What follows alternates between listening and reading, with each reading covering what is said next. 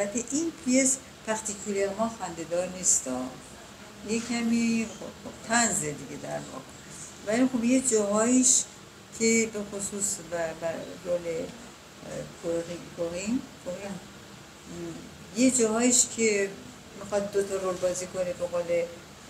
اصطلاحی که شما میگین سوتی میده، نمیدونم چیز میکنه و بعد جمع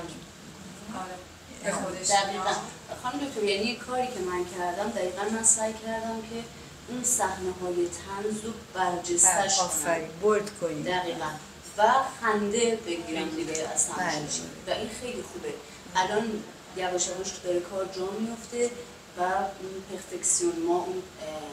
کامل بودن رو بچه ها یواش یواش دارن بهش نزدیک میشن. خب یقینا اصلا قابل مقایسه نیست، یعنی آقای دکتر خاکی و نیما که از ابتدا بودن و این فاصله وسطی نبودن اصلا واقعا متحیر میشن چقدر بچه ها تغییر کردن. حالا دعوت میکنیم ازشون یه دفعه که کامل شد که ایشون توصیه داشتن که در کمیک همه چیز باید به حالت اغراق‌آمیز باشه و که مثلا یه پرسوناژی تا میاد یه بونژور میگه همه از اون بونژورش اصلا بخندن، یعنی بونژورش خنده دار باشه، برای اینکه خودش خنده داره، یعنی اطخش، وجودش، اداهاش، حرکتش باید حتما باید مثلا گریم بکنه، حتما باید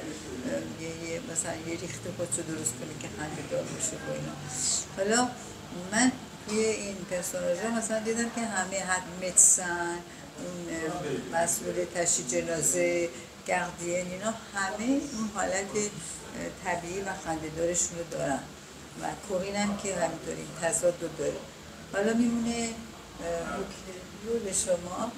که اونم باید همینطور این نورما رو داشته باشه. من